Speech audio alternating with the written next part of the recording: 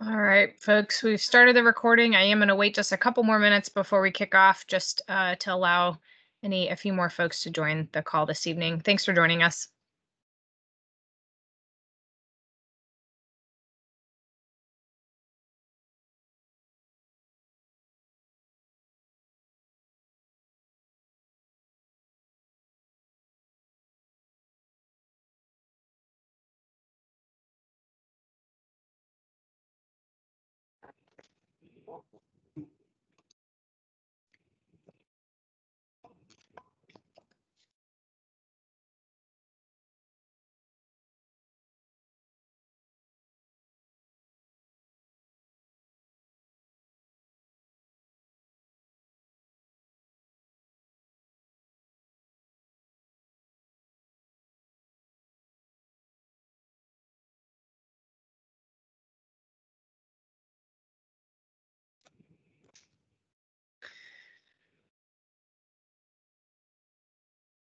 All right, I'm going to wait till 6:03 and then we'll get started.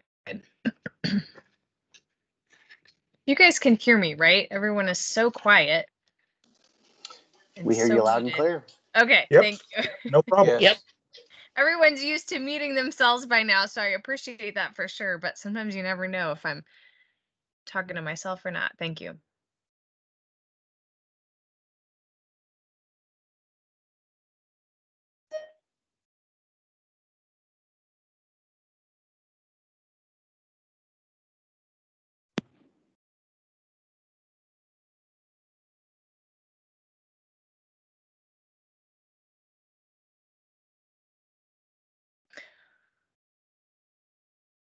All right, everyone. It is 6:03. Good evening. I'm going to officially kick off the meeting here. My name is Maggie Green. I'm the Public Information Officer with Casey Mo Public Works.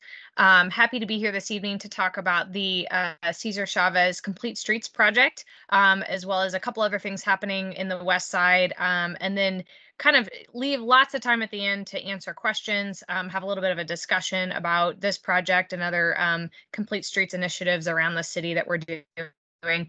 Before I share my screen for the presentation, I do want to give a staff that's on the call a chance to introduce themselves. So Public Works team members, if you would just give a quick hello for the group here. Yeah, good evening. Jason Waldron, Transportation Director, Public Works.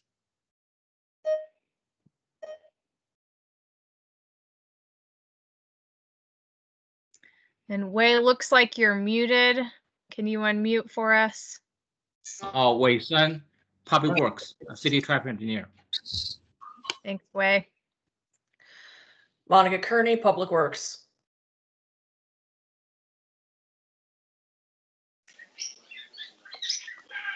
Garrett Ross, Street Preservation, Public Works. Thanks, Garrett. And I do see Christina Hoxie on the line, who's one of the 4th District PIAC representatives. Christina, do you want to introduce yourself this evening? Hi, thanks, Maggie. My name is Christina Hoxie. I am Councilman Eric Bunch's PIAC representative. And if you have any questions for me, I'll put my name and email in the chat for you. Thank you. All right, thank you. And thanks everyone for joining us this evening. I'm going to go ahead and share my screen for the presentation side of things. The beeping that you hear on Microsoft Teams is people joining the call, in case you haven't heard that noise before. Okay, can you all see my screen? Just want to quickly verify. Yes. Yes. Perfect. Thank you. All righty. So this evening, we will talk through some of our standard housekeeping items for a virtual meeting, talk through sort of what we hope to get out of the meeting this evening. We will talk through some of the West Side projects that are in the pipeline. There is a lot going on the West Side, so we wanted to make sure to talk about some of the other initiatives that really coordinate with the Cesar Chavez Complete Streets project. Then we'll kind of dive into specifics about what this project on Cesar Chavez will look like, what it entails, and sort of the timeline, construction timeline and next steps. And then following that at the end, I'm assuming we will have plenty of time for question, answer, and a facilitated discussion. So quickly, I know we're kind of all used to virtual meetings. At this point, I do know that we're kind of easing back into hybrid meetings. And so what some of our standard housekeeping items are, please do keep your mic muted unless you're called on to speak. As I mentioned at the end, we'll have plenty of time to have a discussion, so we'll facilitate that session. We are recording this meeting, and so the recording will be available and posted on the project website, which we'll share that link with you all after the meeting. It'll also be on the KCMO YouTube page. So if you want to rewatch the meeting this evening or pass this meeting along to other neighbors who weren't able to join us tonight, it will be available for you on the project website probably in a couple of days. Please do use the chat box during the meeting if you want to engage with us. If you have a comment, a question, a thought, an idea. I do see folks kind of chiming in already on the chat box, so it looks like folks do know how to use that. So please do feel free to engage with us in the chat box during the meeting. We will try to stick to about 1 hour for the meeting. If we go over a couple of minutes to continue the discussion, we can absolutely do that. But if we can't get to you within that time frame, we do want to hear from you. Or if you have other ideas, after this meeting or thoughts or comments, please do feel free to reach out to us and shoot us an email. My information and our transportation director, Jason Waldron's information is here, and we'll have it at the end as well. I do think that I saw Councilman Eric Bunch join the call. Councilman Bunch, would you like to say anything before I go any further? Or maybe he popped on and popped off. I don't know.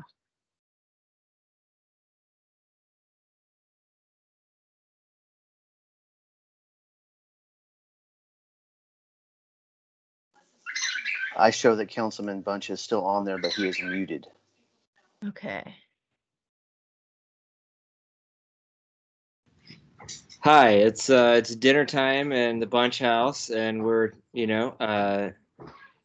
running around the house right now. So I am here and listening in, and I will be present for further questions and excited to learn more about the project. Thanks. Thanks for joining us.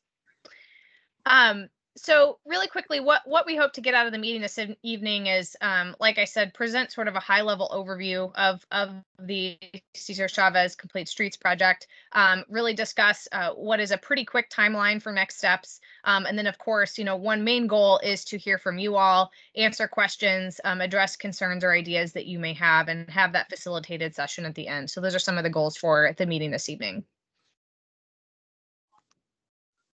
So before I kick it off to our transportation director, Jason Waldron, to cover the next few items, we did want to start by just talking about how much investment is happening in the West Side neighborhoods. There is a lot of 4th District, in-district PIAC investment going in, I think over $1 million worth over the next couple of years and over the past couple of years. So really, really great that the neighborhood is engaged in submitting PIAP applications, and that our PIAC representatives recognize, the need to fund some of these projects. And of course, as the Public Works Department, we are very happy to work on some of these. As you can see, there's quite a lot involving sidewalk repair improvements, some traffic calming projects, upgrades to the park system. And that's led by our colleagues in the Parks and Recreation Department. And then there's several other PIAC projects that have been approved this fiscal year. So a lot, we did want to set the stage by just saying that there's a lot going on, a lot of projects and initiatives in the pipeline for the West Side area. And so we're very happy to kind of coordinate that, coordinate the Cesar Chavez cycle track with those efforts. So I'm going to kick it over to my colleague, Transportation Director Jason Waldron, if you'd like to say anything more about the coordinated projects going on the West Side, and then we'll kind of go from there.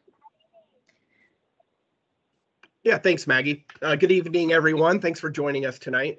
But yeah, no, I didn't have anything more to say necessarily on this project. Or on this slide. I was going to jump right into our project tonight. So yeah, so we have this evening, we'd like to present to you a project that we're very excited and interested in doing. As Maggie said, if all goes well, we're gearing up to get this installed pretty quickly. It's the installation of a cycle track on Cesar Chavez, starting from Summit to the east, going to American Royal Drive, sorry, it's been a long day. American Royal Drive down that off ramp and connecting to State Line Road down there by Hy-Vee Arena. We really believe that this project aligns with our visions of complete streets and Vision Zero policies, really just trying to make our streets safer and more accessible for all users in all modes. And it coordinates with other neighborhood improvement projects in the pipeline.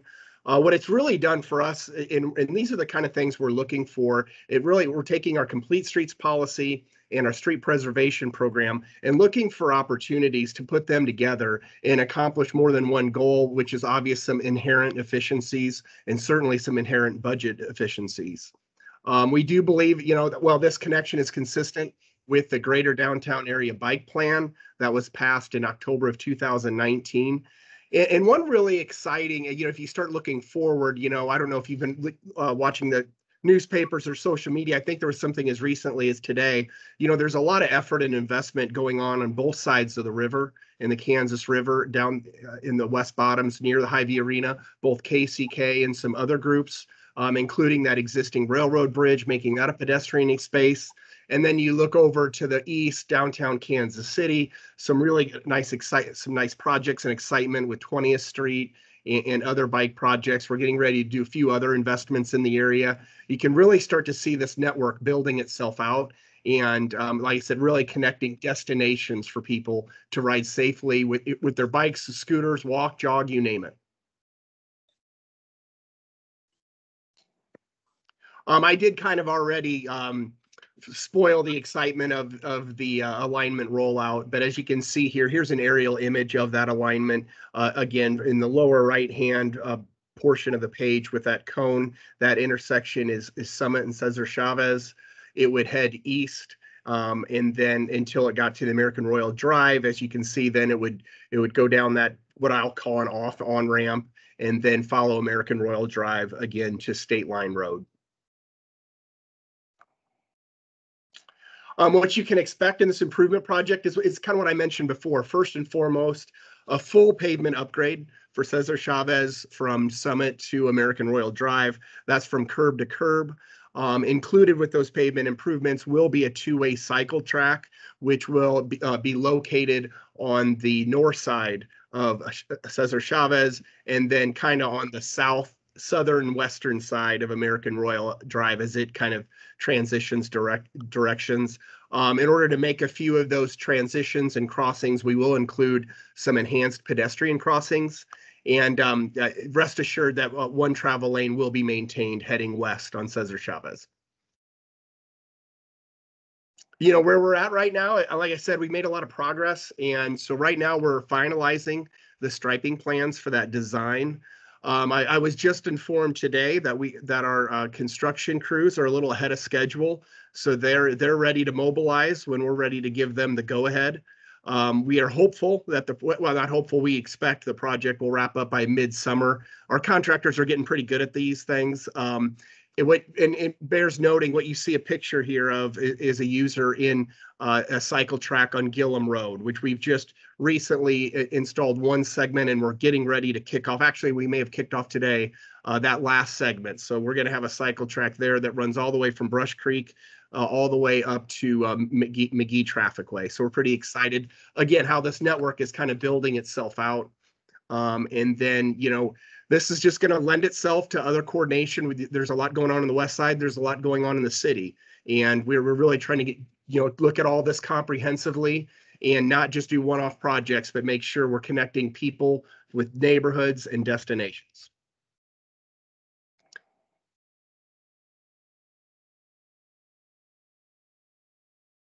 I kind of ran through these slides, and it's at the end of the day. I thought I'd be a little tired after a long day, but this is exciting, and you can hear it in the enthusiasm and all the staff's voice.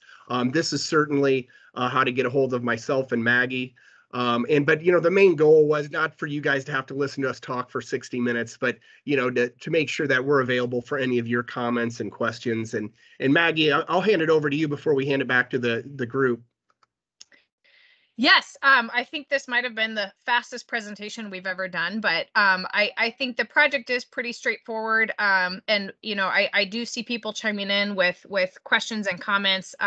So I will kind of address what's in the chat first, and then we can do sort of unmute folks from there. So we'll get to the questions in the chat first, and then go from there. I did want to say that we provided that high-level overview at the very beginning of some of the other projects going on in the West Side area. We may not be able to speak to all of the details about each of those PIAC projects tonight, but I would encourage, if you have a specific project about one of those PIAC projects, please do feel free to reach out to us if we can't provide adequate information on that tonight. I did want to just give a chance to any of the other public works staff on the line. Is there anything else that you wanted to add before we open up for the chat discussion?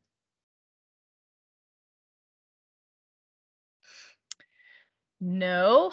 Okay. So I am going to read from a couple of the comments in the chat. Someone is asking, have speed bumps proven to be successful? So I don't know, Jason or Wei, if you want to have anything to address that question. Okay, speed bump is designed for local residential street. This is not a local street. This is a major thoroughfare. So it's not going to be successful. Well, and I think with maybe that, if I saw that question, we were talking about some of the other projects in the area, and I would just say that, one thing you're going to start seeing with our Vision Zero policies is I think sometimes we were a little too focused on speed bumps being almost like the Kleenex of tissues, right? It was one word meant to communicate a lot of different things. We're going to have a number of traffic calming approaches in our toolbox, and we're going to take a little bit different approach in the future how we do those. So stay tuned for some of those. But it's I can't speak specifically to the speed bumps that were installed. I don't know if anybody else has any input on or comments or reactions from the ones that were installed. Maggie, have you heard anything? Yeah, so this is in regards, I did get an update from the project manager, Mario Vasquez, right before this meeting. So we are coordinating with our street preservation team to get speed humps on, I believe it's West 27th Street, Jarboe, and Bellevue are the three streets later this summer.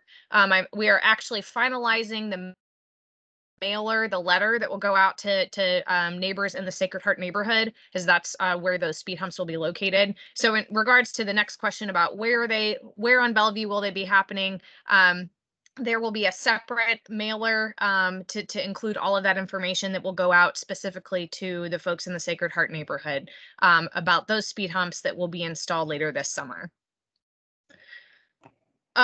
Let's see. Next comment is adding Gage Park to the list of PIAC. I'm actually going to pivot and maybe see, Christina, if you want to give a pitch at all about the open PIAC process right now, and how there are hearings coming up and we still have the application process open for PIAC. Wondering if you can speak at all to adding projects to that list and maybe how residents can do that. I'd be happy to. Thanks for the opportunity. The public hearing process is just beginning, and you can find the dates for District 4 public hearings on the city's website under PIAC. Please come and participate in those.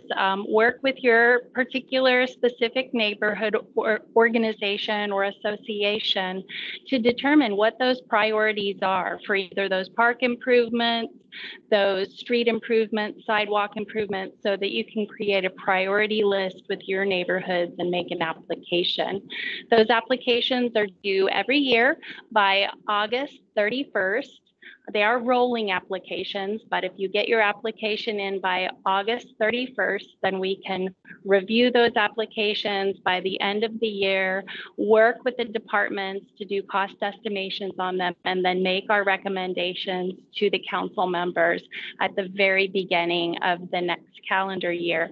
so that they can decide how that fits into the overall city budget. By the end of March, the fiscal year's budget is finalized, and so then you receive your letters of whether your application is funded for the next fiscal year or not at the beginning of April. As you all probably know, it's a very competitive process. So if you don't get your application funded one year, please keep trying. But Jim Wanzer is the other 4th District rep, and we work very closely with the applicants to make sure that we have all our questions answered, to make sure the departments have all the information that they need to put an accurate cost estimate together. So we really encourage you to get those applications for your priority community projects in this summer. Thanks so much, Christina. Richard, I'm acknowledging your hand, but I am going to go through the chat first, and then we'll circle back to folks who have their hand raised. So Richard, keep your hand raised, and we will circle back to you here in a second. A couple of questions about the white barriers. I think that's probably the white delineators that we're using and the curb stops. Jason, could you talk a little bit about the actual material that we're going to be using and what it will look like and sort of the justification for using that protection? Yeah, we've been using on Gillum, we've used a combination approach of more of a robust physical precast concrete barrier, a low profile. Think of it almost like a parking bumper in a parking lot, combined with the higher profile, higher visible vertical plastic delineator sticks, if you want to call them that. We feel like that combination provides us visibility, safety, but also, at a cost-effective approach at the same time. And we've, like I said, so far so good with Gillum. They've seemed to be effective, and we do buy extras so we can maintain them. We get that question a lot. But they're pretty common approaches. We didn't invent these applications. And if you Google these types of applications, you'll find a number of them, but these are pretty common in the Midwest and pretty common in our community. And I think if I would talk a little bit subjectively, it's really consistency is what you want. You don't want every bike facility to be a little different or be unique. You want all users, pedestrians, bicyclists, and motorists to kind of be able to recognize what's going on. And so we've tried to stay consistent that way. Thank you, Jason. A question or a point about sidewalks on both sides, and I think that question may be speaking to the need for sidewalk repair along Cesar Chavez. So, Jason, wondering if you can kind of speak to the scope and the budget that we have. Understanding that we have limitations on what improvements we can do, but that trying to coordinate as we can for additional improvements. Yeah, no, I think that's a great question. And as excited as we are about being able to take our complete streets program and street preservation program and kind of find some common ground and some efficiencies, and for good reason, all of those programs and budgets have limitations. We don't want to take money from one thing to pay for another. That usually ends up not in a very good deal. So we do have a sidewalk program, though, a separate sidewalk program. I can't answer to what is on that radar. My boss is trying to call me. You're all witness that I was on a public meeting, but no, sorry, I lost my train of thought, but we do have a sidewalk program, and that would probably be the best way to approach those repairs. Awesome, thank you. Drew mentioned that Gillum is great, so thanks for that feedback. And as we've mentioned, the design will be pretty similar to the one on Gillum. So we're very much looking forward to adding more protected facilities around KCMO and starting to complete a network and making those connections because we know that will help with safety and ridership. And that's what we're really looking for, is to kind of build out the multimodal transportation network. Okay, a couple of questions about, the maintenance and stuff like that. And one of them pertaining to any issues with the retaining walls and water runoff, trees, debris, etc. So wondering if we can speak at all to that question and concern about maintenance and water runoff in this location. Yeah, anytime we build any infrastructure, well, whether it's a roadway, a sidewalk, a cycle track, you name it, maintenance is there, and it's always going to be an issue. I think we've learned a lot in the last year. I think we still have more growth and we still have more investment into some equipment and some things like that on the to-do list. But my hat's off to, like, for instance, the Parks and Rec department.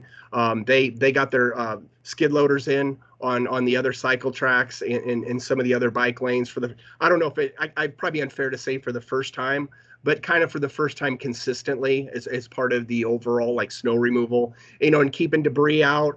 That's going to be the same chance. That it's just as hard to keep the debris out of a bike lane as a street. It's not very different. So it's going to be there and a challenge and something that we're going to have to track and take care of. As far as the ongoing crime and things like that, yeah, that's safety is certainly a concern anywhere in the city and in any part of the town, really, whether it be a vehicle or criminal activity or whatever. I think we're somewhat hopeful that activating this space and programming this space will help deter those activities that we don't like to see in our neighborhoods. Would be my personal answer, having a family and children in the city. And then just looking on the runoff, again, we won't be doing anything to address that specific problem at the moment. But if it gets to be a point where it is affecting our objective with this project, we're gonna have to take a closer look at. Maggie, I'm not sure I checked off all the questions there. No, that was several. Thank you. I did just want to add, Jason, that we do, within our Vision Zero initiative, which is a new initiative we launched to really focus on making our streets safer for everyone and, prioritizing design and improvements and strategies to really eliminate all traffic fatalities on our streets. And within that initiative, we are very engaged with the Kansas City Police Department. They have been at the table for those discussions, and we definitely recognize that they're a big partner moving forward with initiatives like this to ensure safety on the roads, but also in our neighborhoods as well. So I did want to just make that quick addition. Mike commenting on the connection to KCK via the Rock Island Bridge public crossing. We are very excited about that regional connectivity as well. So thank you for that comment. Another comment back to speed bumps and wondering if they actually work.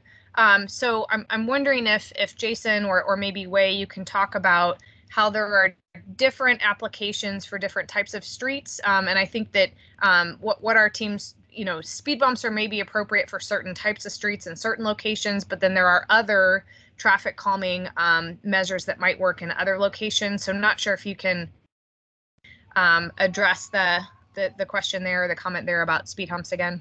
I'll turn it over to Wei, our traffic engineer, city traffic engineer. But I think what he said really, I think, captures the answer, and that is, we have different applications for different scenarios, and speed bumps can be absolutely effective in the right conditions. But is not the end all be all, the only answer to every traffic calming challenge. And so we could have a whole hour probably on some of this stuff, and some of it is subjective, but we are going to offer a menu to our stakeholders and for evaluation. Wei, I don't know if you wanted to add anything. Mine was a pretty soft answer. Yeah, I totally agree with you. And speed hump primarily, again, is for residential street. The issue with the speed hump is slow down the emergency services. The 23rd Street is the major thoroughfare for the city. So our fire truck, ambulance cannot delay substantially to provide services to the neighborhood and to the business area. So because they want to maintain at a certain speed when they traveling on major city thoroughfare. In addition, our ambulance has a hard time to carry heart attack patient when they try to go over speed hump. So this is why at a relatively high speed. So there are two boxes Jason talked about. In the future, we are going to have two different set of two boxes, one for residential street, another set for major thoroughfare. So both have the street are subject to traffic calming. Maggie, this is Garrett. I'd like to chime in on these speed humps. These speed humps that we're talking about are not going on 23rd Street, Cesar Chavez. They are going on residential roadways, Bellevue, 27th Street, and I think Maggie listed them out. And the general locations will be put in that mailer that Maggie will send out, but they are not going on 23rd Street. Thank you for the clarification, Garrett. Thanks, Garrett. Okay, looks like we've got a comment about the barriers, which I think we talked about, but you know, just really quickly to Ezekiel about something seen more internationally, more permanent barriers. You know, I think Jason mentioned something about there's a balance that we face between low cost and things that we can implement quickly, knowing that we want to get some facilities on the ground, and then knowing that, you know, actual concrete barriers with trees in them and landscaping is a little bit more of an expensive, maybe not a little bit, quite a bit more expensive of an improvement. And so I think that, you know, these first few facilities that we're putting in, we definitely want to get these high impact safety improvements and facilities on the ground. But knowing that absolutely we'd be very interested in looking at different types of barriers on different facilities that may include actual landscaping and stuff. So Jason, I don't know if there's anything else you want to add about that topic. Yeah, no, not really. I think we've covered it. And certainly I don't want anybody to walk away saying that we don't, you know, that we're against bigger, heavier, permanent barriers. Just right now, this is the best fit for us in some of the streets that we're looking to build out the network. But, you know, that doesn't mean, you know, there won't be a product or a condition or a location where we won't look at that. This is what we're recommending right now for this particular corridor. And then Jorge asked Jason, you and I to maybe do a walkabout with the West Side Can Center. And I believe, Jorge, you have my email, so please do feel free to reach out and coordinate. We'd be happy to meet you out there and have a on-site meeting and discussion. I do know that next week we were invited to the West Side Neighborhood Association meeting on the 17th, I believe. So we will be doing probably the similar presentation next week in person at that meeting. So more than happy to have ongoing discussions beyond this this dedicated public meeting, but keeping in mind that here pretty quickly we're moving fast on the project. So in the next couple weeks, yes, please reach out to us and we'd be happy to meet. All right, I'm going to pop over to Richard, who's been very patiently waiting with his hand raised. So Richard, if you'd like to unmute yourself and offer your question or comment, we would love to hear from you.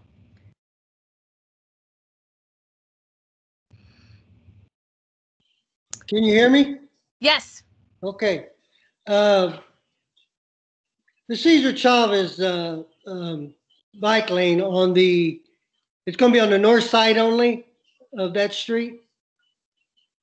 The bike lane? Correct. The north side of the street only, both ways? That is correct. Okay. Yeah, I was wondering because I was worried about we got two churches over there and the school, about the parking. I said, well, I don't think they're going to be on that side. I couldn't tell from the pictures. Also, I put two PIAC requests in. I'd like to know where they stand right now. You said you could answer that today, or should I wait? I don't know that we're prepared. If it's a pending application you just submitted, I'm not sure that they've deliberated on those yet. But if Christina is here and maybe can shed some light on that, she might be better equipped to answer that question. Yeah, it's been a few months. Richard, was it prior to last August? Nope. 2020? It was between August and now? Yes. Then we have not received those applications yet. We will receive those this fall. But I would love to talk with you about your application. Yes. And I can put my email address in the chat again, and let's set a time to talk. Yes. Yes. We kind of email back and forth, but I don't know. I tend to erase stuff by accident, so you could send me information and we can talk again. That'd be nice. Okay, wonderful. And if you'll put your email in the chat, then I'll have it and I'll reach out to you. I'll try. I'm not sure if I can do that. I don't know. I'm not computer literate that much. I'm an old chalkboard and tablet. Well, what's your last name, Richard? I'll find you. Hernandez. It's Okay. Richard D. Hernandez, all lowercase, at hotmail.com. Okay, great. Gotcha. Thank you. Another question, if this is the appropriate place. We have some concerns about the dogs up in Observation Park and Jawbro Park by the school. There's no signs telling them to pick up the weight and leash laws. Should I address that now, or should I go directly to the Public Works or Parks Department?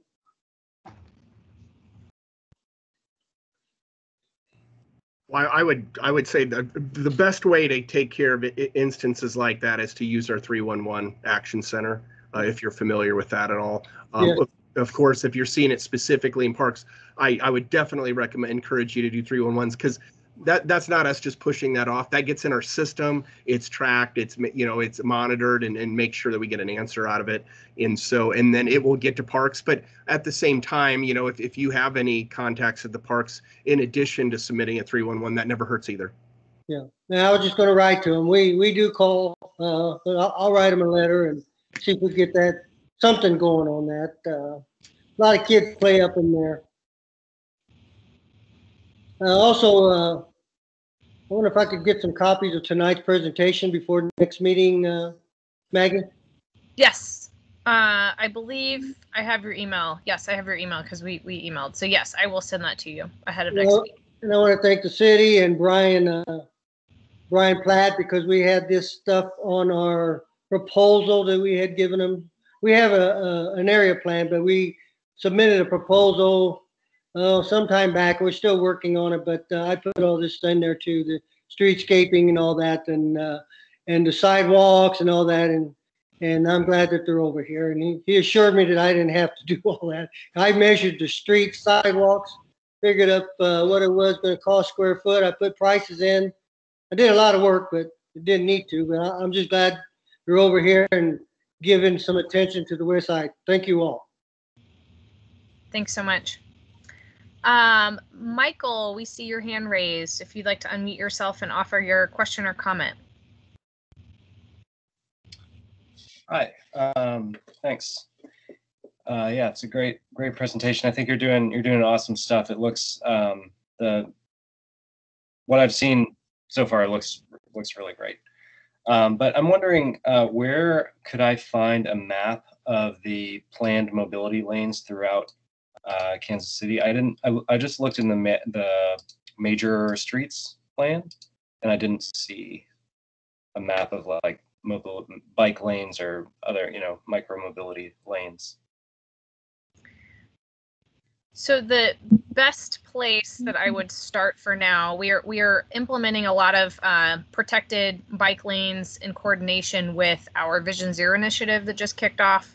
So I will put it in the chat, but kcmo.gov/vision0. We have a project map on that page that kind of shows where we're going to be doing some Vision Zero projects this year. So that includes protected bike lanes. We're doing intersection improvements at 6 of the highest crash intersection locations. We're doing some traffic calming at several locations, as well as some pedestrian signal upgrades. So kcmo.gov/vision0 has a project map that I would point you to for the time being. And then I also know that we work very frequently with the Mid-America Regional Council. They have a regional bikeway map on their website that has all the bike facilities around the region. That's really great. You can download it on your phone. You can request a paper map, or it's on their website. So we are feeding them information as we build facilities so that folks know for sure where our facilities are once we build them. So that's another piece. That's not exactly what you asked, but I did want to mention the Mid-America Regional Council's regional bikeway map because that's a great resource. Yeah, okay, thank you very much. I'll check that out.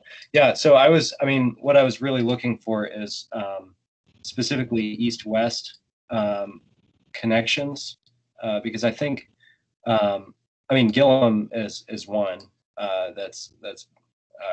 Gillum is north-south, but I think Armour, that's right. It was Armour that has a nice looking bike lane on it. But yeah, I was wondering about, what are the plans for getting more of those and further out east, and throughout. My main interest is just like, when are we getting a citywide micromobility network? Jason, that's you. Well, you must be listening in half my calls every day. No, we agree, and we've got some nice little pocket networks is like what I like to call them. But you are seeing a little bit more of a comprehensive approach, maybe in thought. We're thinking a step ahead. All right, where does this connect to? Where's the next connection? Rather than like we could have easily just stopped at the road, and now I'm losing track. Sorry, it's getting late, and not connected down by Hy-Vee Arena. It would have been a lot easier. But no, we're thinking a little bit more holistically, and just like the armor stuff. We started with one segment, but we had all 4 segments in mind. And you're right about an east route corridor. We're thinking very hard about that. We want to make sure it's a good fit and that we get the right corridor. We don't have any active projects, like when I say east of downtown or east of Troost, but we're working on it. And I just had a conversation with Bike Walk KC on that today, and then they're all in and they're going to help. So I don't have a straight answer on that one, but I can tell you we agree with what your comment was, and that is making sure that we get this network connected up, and that's what we're trying to do. I mean, this particular cycle track, you don't have to look very far, and within sight, you see a couple other bike facilities. You have one on West Penway, you have one at 20th, and there's likely some opportunities in and around that area that we're going to be exploring as well. I think the exciting part, and sorry, we like doing this stuff, is there was a question about the heritage trails, and I can't tell you at all because I'm not actively working on it, but I may be undersold. Yeah, there's that existing railroad bridge and doing pedestrian space, but the trails and some of the visions that I've heard in and around the riverfront and things like that's going to be a whole nother network that this particular facility is going to connect to.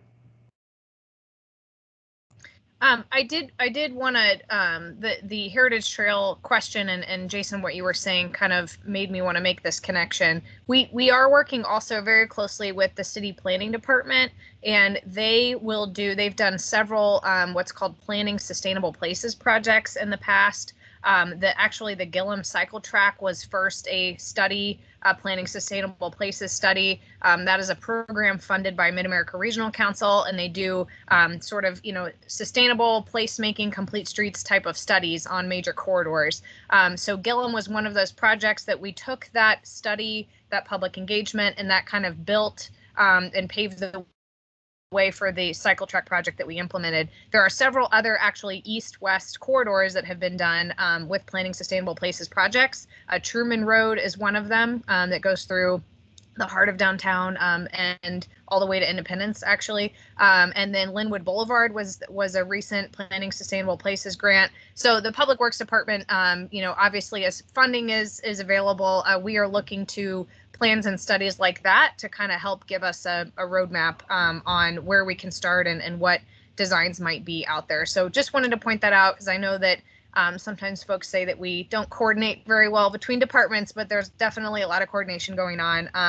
I do also want to talk, and maybe Christina, you can talk about this. There is a new Planning Sustainable Places project for West Penway and that area kicking off very soon. The technical staff committee, technical committee will meet here in the next couple of weeks, and then there'll be some public engagement about the West Penway study later this summer. So Christina, I'm not sure I'm calling on you so much tonight, Christina, but if you wanted to talk at all about that project, because I know that will sort of dovetail with a lot of these efforts that we're talking about.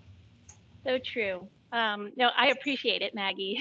So the West Penway study, the consultant team has started to collect all of the existing conditions, information, and data. We'll be meeting with the steering committee comprised of residents and local stakeholders here on the 17th. And Richard, I believe you're part of that steering committee as well, to report back to your community and get lots of input.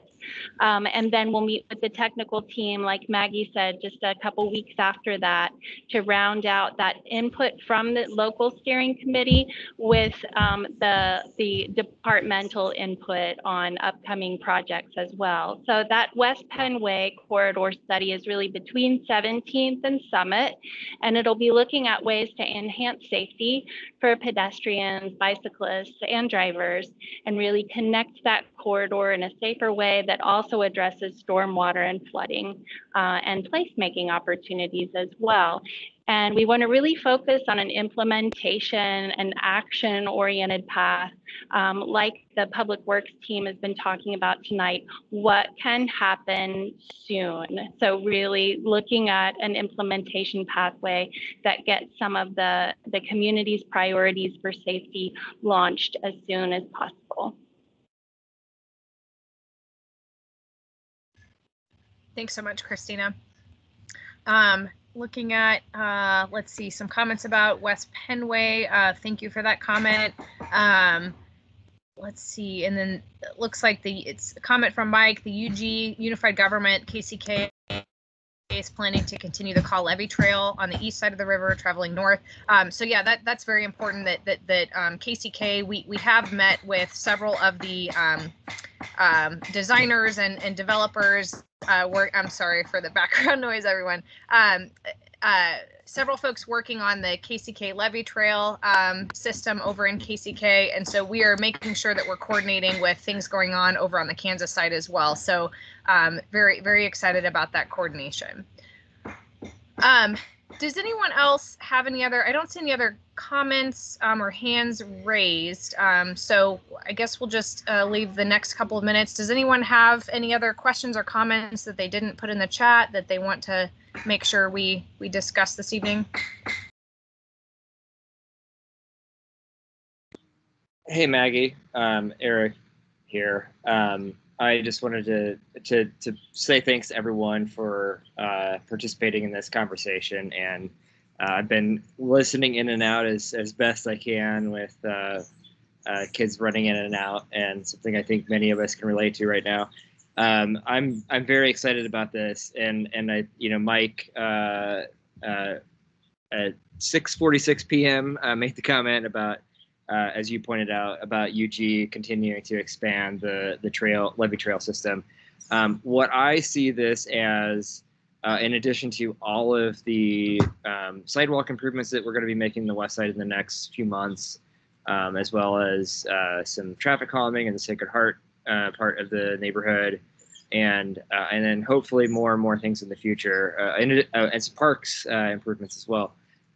What I see this kind of quick opportunity here with the cycle track or bike path or whatever you want to call it, is that it's a connection into a regional system that, at some point in the near future, we're going to see the Rock Island Bridge, which is just on the other side of the state line, over the Kaw River.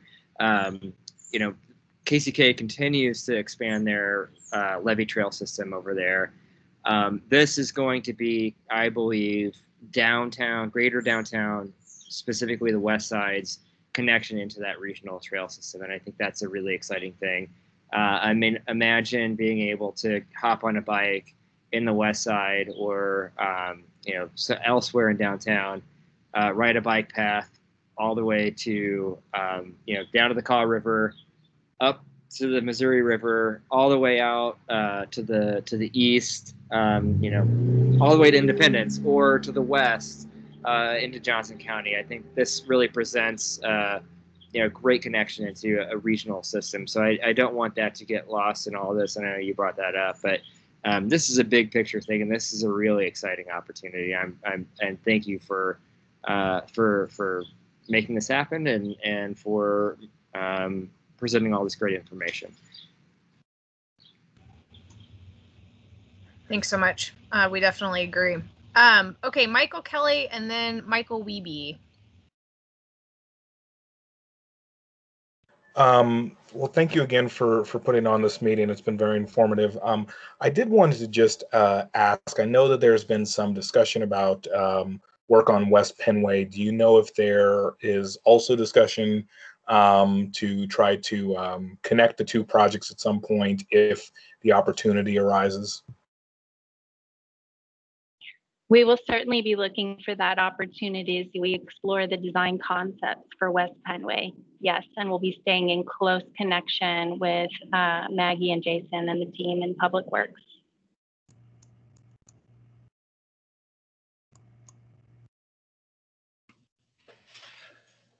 Yeah, just want to say thank you again for putting this on and listening and talking, explaining stuff. I just want to say it shouldn't just be about recreation. I mean, recreation's awesome, and with the pandemic, it's like I've been working from home for a long time, and so getting out and going on a scenic bike ride sounds awesome. But I think what we should really be focused on is converting our transportation system into one that's more sustainable and one that costs a lot less. And for people who are poor, or for people who don't want to spend money on a car, to have access to transportation that works, like as a bike lane network that connects into bus lanes or to bus stations that buses have lanes, that can get it's efficient to ride the bus. Or take your bike somewhere. So anyway, I just think it's thinking about Kansas City's history and development, a lot of money going into the north-south connections and the trolley line as well. They're thinking about trying to connect the city more in a more integral way. Get people who are living not in the the high property value areas, nice transportation options just to get to work or to get to school, different things like that. So anyway, thank you for your time. Thanks so much. Any other questions or comments before we transition? All right. Well, Jason, do you want to add any sort of words in closing before we end this evening? No, just as usual. Thank you all very much for your time this evening. You guys took an hour out of your nights from your families just to make sure we get this right. So thank you all very much. Yes, I would echo that. Thanks everyone so much for your time, for your input, your comments, your questions. Please do feel free to reach out to Jason or myself for any follow-ups. If you have a stakeholder group or neighborhood group that needs this information, please feel free to reach out to us. And of course, if you have any questions during construction, because the resurfacing work will start very soon, please feel free to reach out to us as well. And I guess Councilman Bunch or Christina, do either of you have any parting words? Thank you so much for joining us this evening. Wanted to see if you wanted to say goodbye before we leave tonight.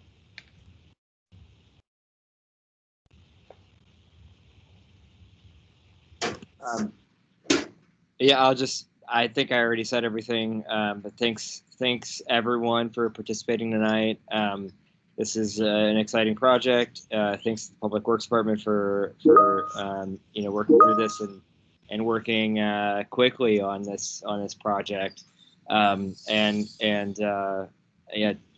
great work and thanks to everyone for participating. So we'll talk to y'all later. Thanks so much, everyone. Have a great night. Thank you.